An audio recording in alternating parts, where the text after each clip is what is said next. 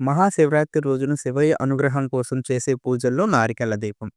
నారికెళ్ళ దీపం అంటే కొబ్బరి దీపం. ఇది చాలా శక్తివంతమైనది.